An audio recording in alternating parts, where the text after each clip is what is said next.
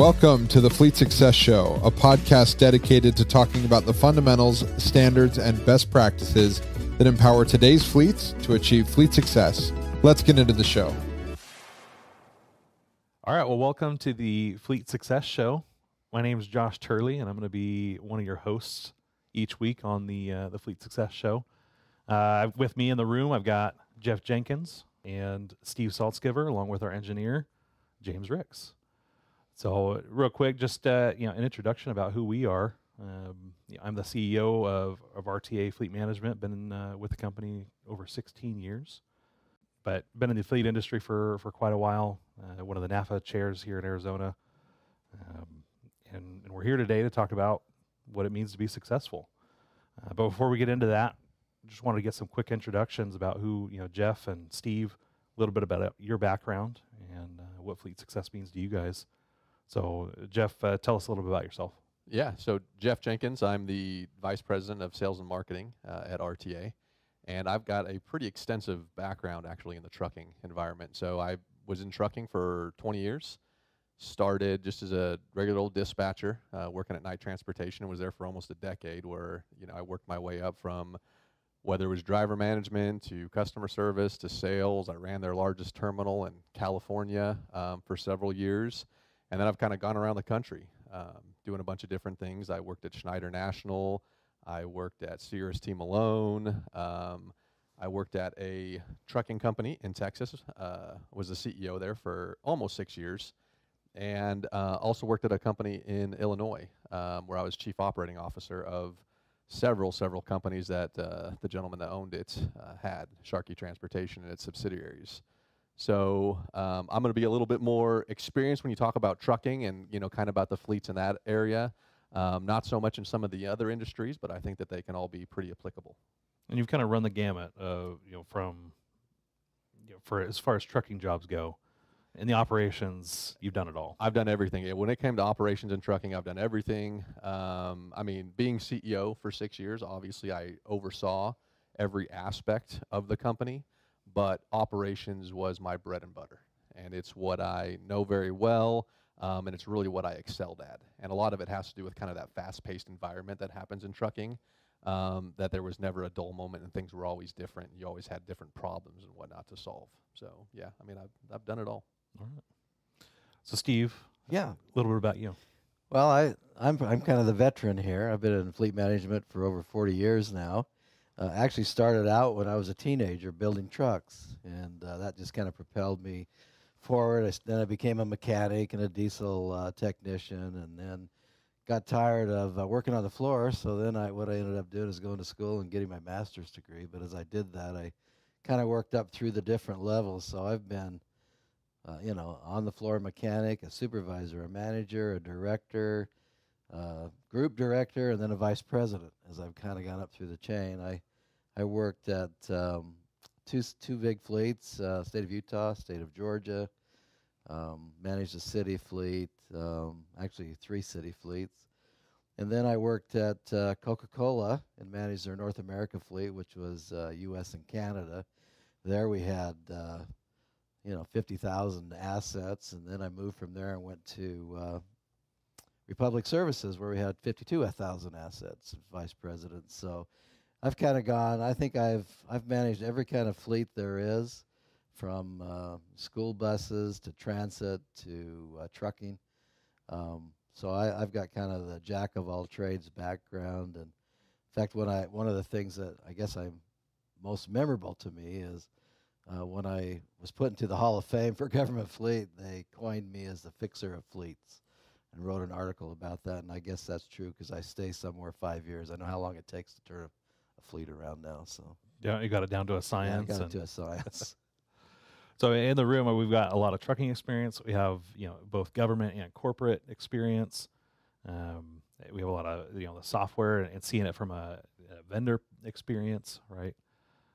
It just kind of this overall business sense that we kind of bring to the equation. And we thought, we've been trying to think about, ways that we could take some of this knowledge that we have and get it out. And we were talking to our clients, and we were trying to figure out what makes them successful, right? Like, how do they measure success in their operations, right? We were talking to a client advisory board. We talked to several people on LinkedIn. Steve had a couple posts on LinkedIn. And there's not really a very industry standard definition anyway of what fleet success means. How do I measure whether or not I'm doing a good job in fleet? In business, at least, and Jeff, I don't know if you guys did this in any of the trucking companies, but in software and SaaS, one of the biggest things they look at is like client satisfaction, customer success, right? That's a business term that they coined for SaaS companies, especially. Is that we're not really successful until our clients are successful. We thought, well, it's really weird is that nobody really talks about fleet in that same way, right? We talk about it with software and IT, but fleet being another utility of an organization, nobody really talks about it that way.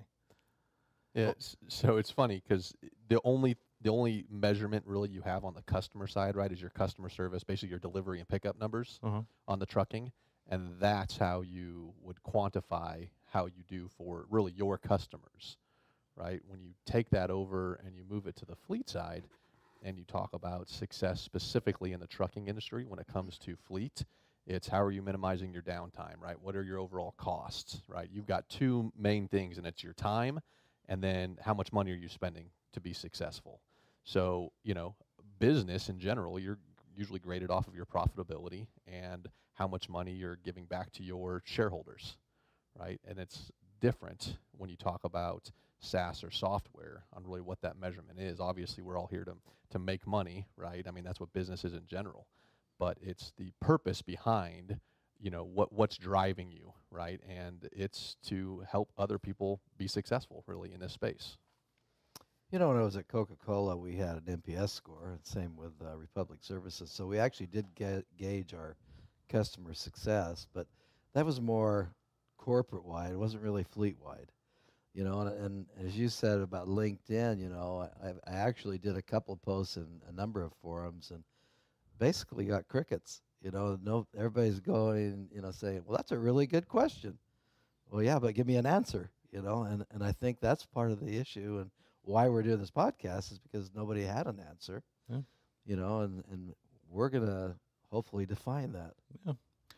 One of the other things that really stood out to me, we were talking to, this past couple years ago at conference, we started teaching our clients, leadership principles, things that we take for granted in business, right? That, like Jeff, you and I, as we've studied and tried to become better leaders, there's a lot of material out there and training and education around becoming a better leader, right?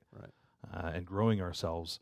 And I didn't see a ton of that in the fleet world, right? A lot of us, especially in fleet, and Steve, you can speak to this at the government level especially, is that there's not a lot of budget and resources available for people to say, how do I up-level myself as a leader? How do I, really create a world-class fleet organization within the broader scope of the mission, right? And, if I'm a city, what's my role as a fleet in the city, right? And so we just kind of saw this lack of, availability, and we knew these things are awesome. We've been to seminars, we've seen, I read a ton of books just as a full disclaimer, but there's a lot of lessons that we get in business that I felt like fleet just didn't get access to. I think we're all book junkies. I mean, I think I've got management books hanging out of the closet at home, but I think that's part of it. I mean, maybe that was because of my background in government, because the first things they cut if you're in a tough year are the 2 T's. I always called it the travel and training, and so they never really send you anywhere. So you're kind of on your own to get your own education, and so that's what I've done most of my life. A little bit different than when I was in corporate, where they sent me to think tanks and off campus and strategic planning meetings and certifications and things like that, which have been beneficial. But government's a tough one, even now. So, we all kind of sat down and we said, look, we've got enough experience in this room, right? We've seen it all, we've done it all, we've lived it, right? Been there, done that, got the T-shirt. And we kind of figured out, well, what would it take if we defined fleet success, right? We couldn't get a definition out of anybody online, so let's just define it. Let's figure out based on our experience, what the right definition would be and how do we help others achieve that. right? And so that's kind of where this podcast started, right? Is this idea of, well, let's define it, and let's talk about it, and let's get it out there and start having this be a part of the conversation.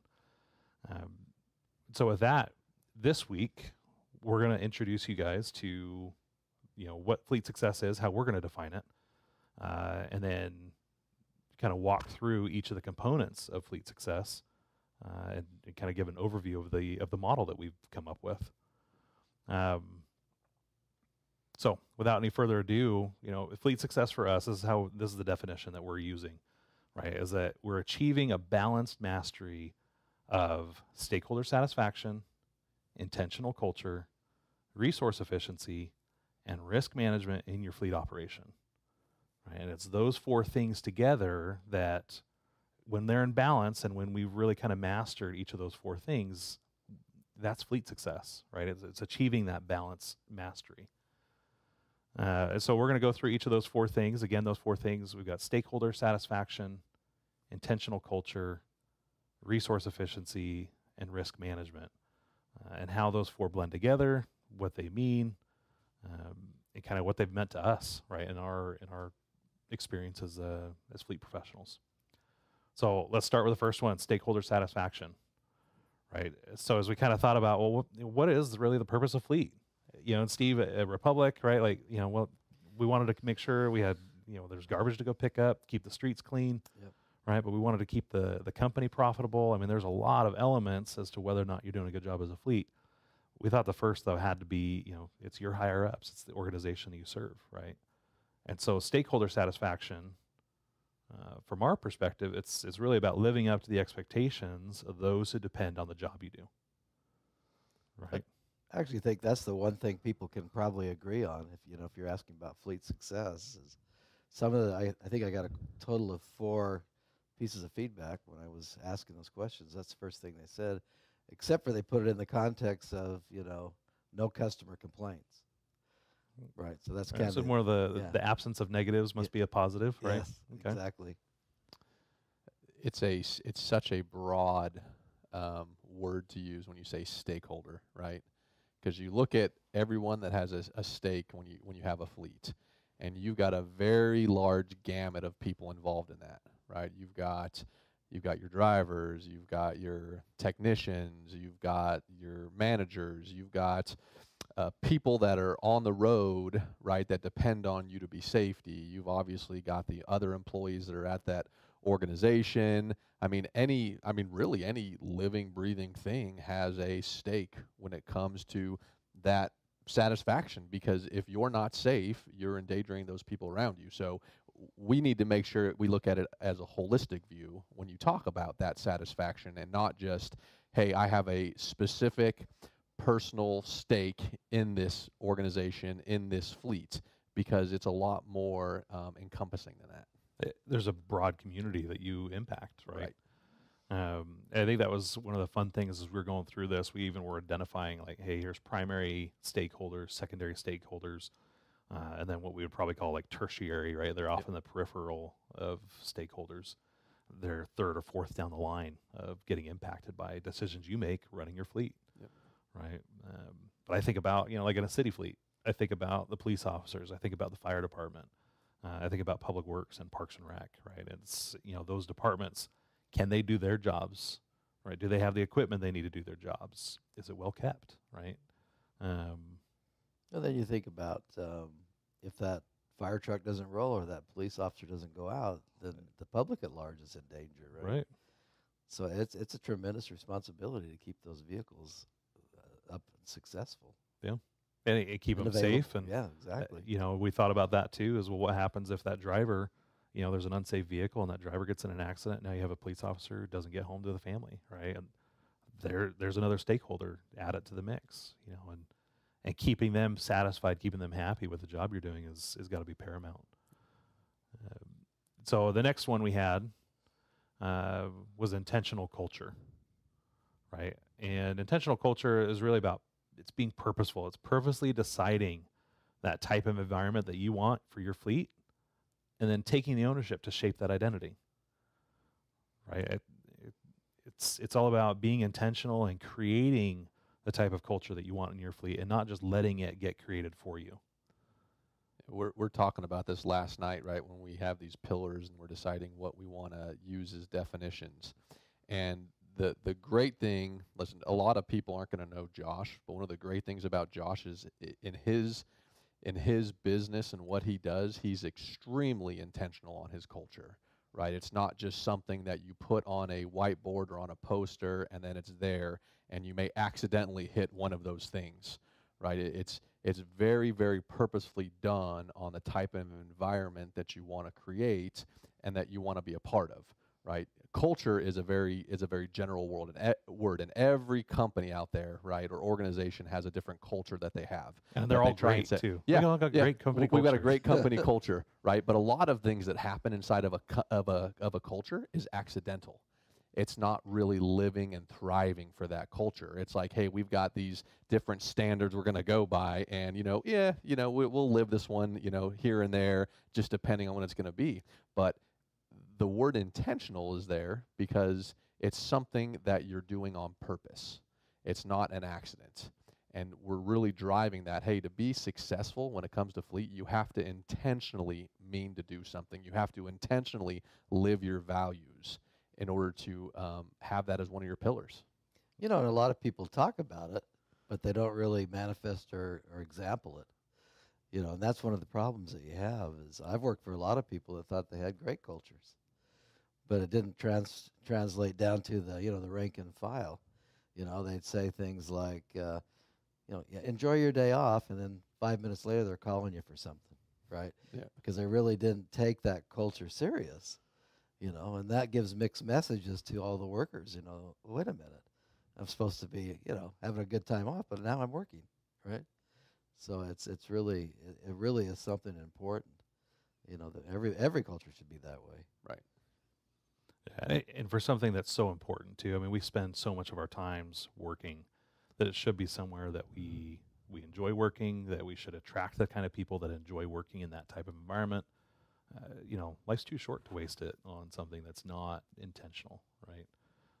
And you hear all the time that, I'll talk to customers and they're kind of at the whims of whatever happens. Oh, well, we can't change that or we can't do that. It's about taking ownership and really figuring out, well, what do I have in my purview of control, right? What is under my thumb that I can make an impact on, and going out and shaping it with your control, right? With the things that you can do, using those things and using that power to make a difference. Well, and what you're talking about is empowering your employees. Yep.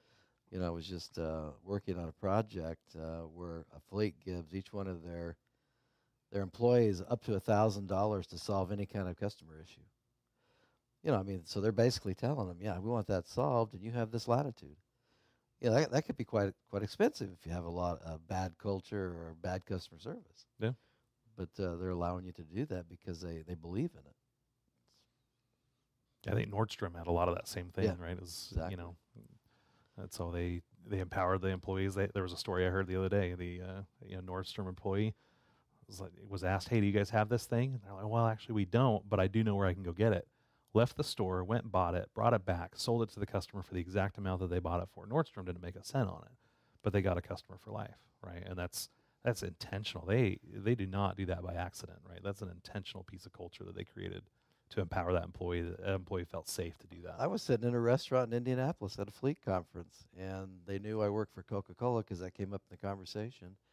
They were serving RC Cola or Pepsi at that restaurant, and the waitress got up, walked across the street, and bought me a Diet Coke. Now, they understood who their stakeholder was. I've never forgotten that. It was awesome. They would do that. So intentional culture, that's the second pillar that we think is really critical for a great, successful fleet operation. The third one is resource efficiency. This is probably the simplest definition that we have, right? And it's really just about making the best use of your two most finite resources, time and money. That's it, right? Making the best use of your time and making the best use of the money that you have, because money we know it doesn't grow on trees, right? You just can't will it to existence. You have to work for that. Unless you're the federal government. Well, right. And even then, right? Like someday that bill's going to come due. But you can't will it to existence. You've got constraints. You can't just go out and buy 1,000 vehicles and you need 100, right? You have constraints that you have to work in. And time, even if you had all the money in the world, you can't buy a second more of time. Like once that time is spent, like it is the great equalizer. Everybody has the same amount of currency. I like to think of it like the currency of life. You can't get that time back. So, taking the steps to make sure that you're not wasting time on things that don't matter, to make sure that you're not wasting money in areas that you shouldn't be spending money in. Right? It's about being the most efficient you can with the resources that you're given stewardship over. I don't know if you, yeah. I was going to say a good example of that is, you see a lot of fleet managers out there. They have 200 metrics that they're tracking. Well, how important is that? How can you track 200 metrics? Maybe you need to get it down to the critical few, that really drive the business or drive time and money, and forget about all those extraneous ones, get to the critical stuff. But some of them don't seem to do that, and so I think that's one of the pillars of success is, doing things easier, simpler, things that make, I've always said, the three things that drive money and time are basically assets and people and, then the operational costs, right? So you need to really focus on that. And it's one of the things as a software provider, right? Our big focus is about automating some of those things, right? And that's been our huge focus. It's actually a little bit why we thought we needed we needed a podcast about this. We need to talk about fleet success more generally, because as vendors, especially as software vendors in this space, it's almost always about just automation, efficiency, right? We don't talk about this other stuff at all. And so we really felt like there was a gap, that fleet success really is bigger than just automate, efficiency, save time, save money. But it is a huge part of the overall success of an operation still. So, last one is risk management. And this is really, it's the proactive process, identifying, assessing, and controlling the threats to your organization and the stakeholders. Right, so I'll say that again, right? This is a proactive process of identifying, assessing, and controlling threats to your organization and its stakeholders. You can't operate a business, you can't operate a fleet without taking some amount of risk. And the idea is that you don't do anything without at least identifying, okay, what could go wrong here, right? Like what are the contingency plans that we might need to have around this? How do we stop that from becoming a risk? Things like safety are going to be involved in this. Are we wearing the proper equipment? I was thinking about this last night. There's so many times I'd be working on my Jeep and I would not wear eye protection, right? It was, 20-year-old kid, thought it was invincible. And I'd sit there, just be wrenching on it, right? And, you get mud and metal flakes and stuff like that, falls down in your face, and you're spitting and trying to get it out of your mouth. And it should have been a really good clue, like, hey, your eyes are just 2 inches north of that, right? Very quickly that can turn south, Well, if you've ever had a piece of metal taken out of your eye, then you know. It's not pleasant. No. It's not. Every time you do an MRI, they ask you, have you ever had metal in your eye? That probably is a very serious thing. I dread those MRIs because I used to do grinding in a shop, and all those metal flakes got into my arm. Oh, yeah. Burn like heck when I'm in those. Yeah. So, yeah. Using the cutoff wheel, and sparks are flying everywhere. You're welding, right? The same thing. Yeah. You're not wearing proper protection. And, that's just one element of it, right? But trucking, this is huge. It is huge, and it's amazing, right? That the second word on that definition is proactive, because most people don't use that, and it's all reactive, right? I mean, it's a very archaic way to think about it, because it's like, hey, let's just go ahead and let's react to everything that's happening, right? I can tell you in trucking, we try to be proactive. Obviously, you couldn't get ahead of everything, but throughout your day, it's reactionary to everything that's happening, right? Because things change and things move, and you sit back and you think about, well, what could I have done to prevent this from happening, right? What steps can we take to make it so these problems don't exist? And you're never going to be able to eliminate every single issue that comes up, right? And we used to always sit there and have conversations, and one of the common things that I'd always say is, this is so unmeasurable because you don't know what accident you're going to prevent, right? You don't know what would prevent, but guess what? If you do prevent one thing, even if you don't know about it, you end up way above where you would have been. So by taking those proactive steps, by assessing, by identifying, by taking action to hopefully eliminate issues that may come from a safety or risk management side, you can't afford not to do that. Yeah. Well, I mean, Jeff and I have both been in trucking, and we're not going to divulge any secrets or anything, but we've been in situations where operations are being shut down. You get in the newspaper for bad accidents. I mean, There's bad publicity. Yeah, there's a lot of bad publicity that can happen if you're not being proactive about it. Well, and the potential too for when this really goes wrong, right? You're talking about the loss of life. Yes. Right. And you can't, somebody could sue you for millions of dollars, right? And you can find ways to overcome that, but you just can't do anything to restitute a loss of a life. There's nothing. No. And so, this is something you have to take really seriously, and that proactive measure. If you're reacting to loss of life, it's too late, right? And so, taking the steps that you need to make sure that your stakeholders are taken care of, the organization is protected, and that's why I love the definition of stakeholders too. Is it's not just about you, and it's not your company, right? Yeah, you want to protect them; they're the primary stakeholders, but it's about protecting the community at large, and throwing an unsafe vehicle out there, putting an unsafe driver out there. It all comes back, and it's it can be a really big mess. It's all about taking ownership. We talk a lot about that. I remember once in my career when I was a diesel mechanic, I left. It was a union job. I left the shift. I told the guy that followed me, just tighten the tie rod and torque it. Well, the next day I got called into the office because the bus went out on the road and the wheel fell off. Yep. Because guess what? The guy didn't torque the tie rod. So, I mean, you need to take that kind of ownership. I never did that again. I mean, I was lucky I kept my job in that case, but I always made sure I finished every job. I didn't care if I went past the shift, because that's just such a risk. And there's 40 people that could have been impacted by that, or more if you look at the public at large. And that's that proactive, it's identifying, assessing, and then controlling, right? Yep. Again, you can't control everything, but you can take steps to mitigate, to slow it down, to lessen the impact, right? And reduce the chance that it could happen. So, as I know, these are 4 broad pillars, right? And we've kind of gone back and forth and figuring out, what are they? What are the 4 big pillars?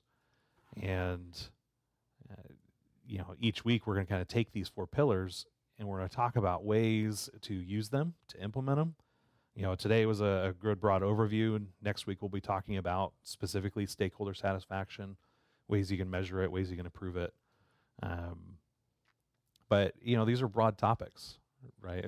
And I know one of the questions that comes up for me is, well, how did you decide just on these 4, right? There's so many others that impact this. What about sustainability, right? Like Steve, sustainability is huge right now, especially in government fleets. Exactly. Where would you put that in these 4 categories? Well, we're right off it probably crosses just about all of them, if you think about it. I mean, but probably, time and money, resources, certainly risk.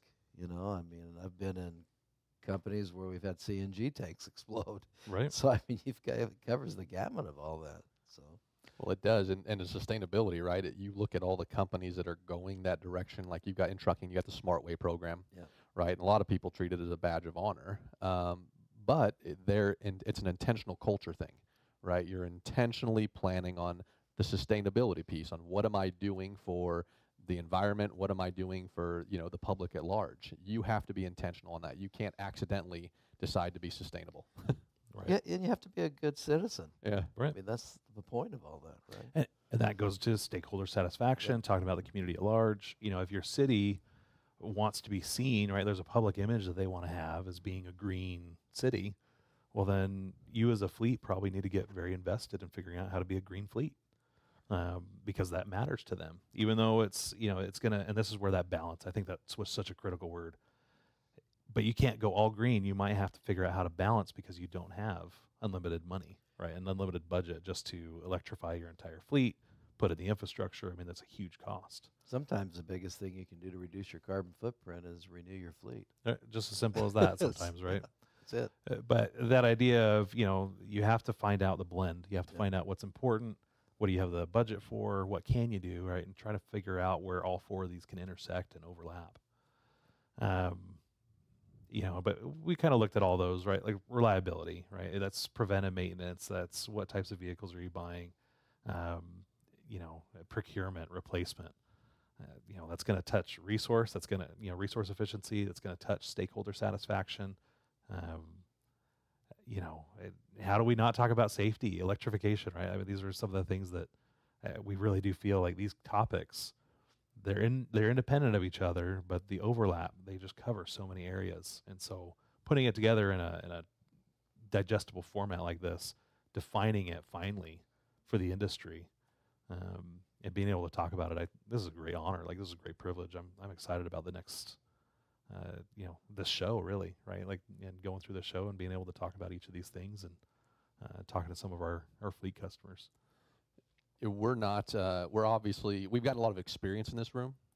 There's going to be things we miss, right? Oh, yeah. There's going to be, listen, I'll talk to about myself from experience, right? I'm going to say some stuff that probably is going to seem pretty stupid, right? And maybe a little bit out of bounds, right? I'm not the most politically correct person, but, we all have different experiences. And the whole point of us doing this podcast is to try and help other people, one, not make the same mistakes we did, right? Two, but also help educate, right? There's a lot of those things. We talked about how, the things that go away. Steve said it's, training and travel. Well, not everyone has the benefit of having had training, right? Because it's never on the forefront, and they haven't had the same experiences.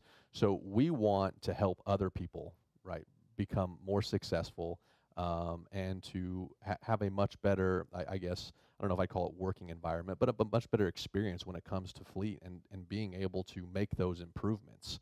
Right? This isn't about us. This isn't about our company that we work in right now. It's about helping other people, right? That's the whole point of this Fleet Success podcast. Yeah, that's a great point. Like, you're not going to hear us pitching RTA on this. We're going to talk about it in general terms, but this won't be a sales pitch. I think that's the best thing about this. That's what I'm actually most excited about, is just talking about the industry and what matters to the industry. Well, Jeff makes a good point. We're not all flawless. I can tell you, being in this business for 40 years, I've made plenty of mistakes, and I've learned from every one of them, either in a good way or a bad way. So, it's just inevitable, when you're doing a job like we do.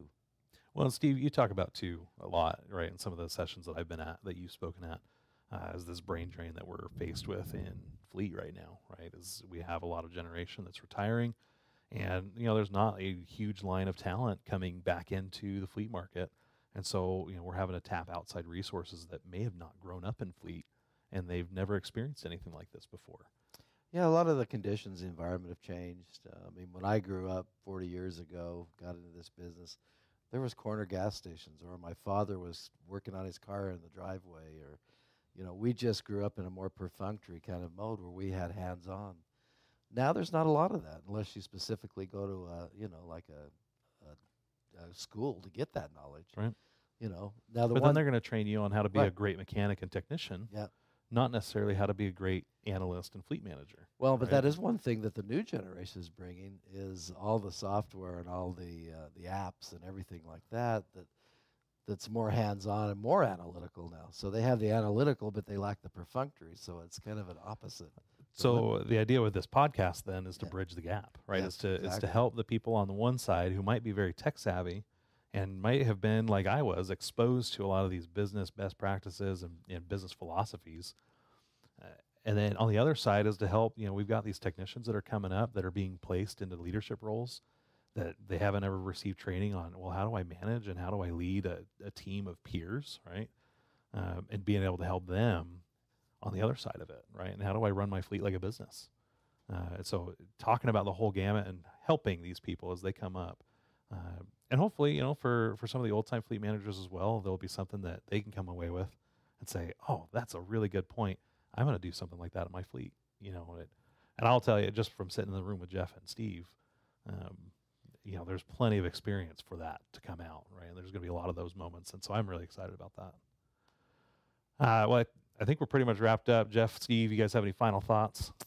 No, final thought is I'm kind of excited to do this, and I think it's going to be interesting as we go through talking about these things together. All right. Find it.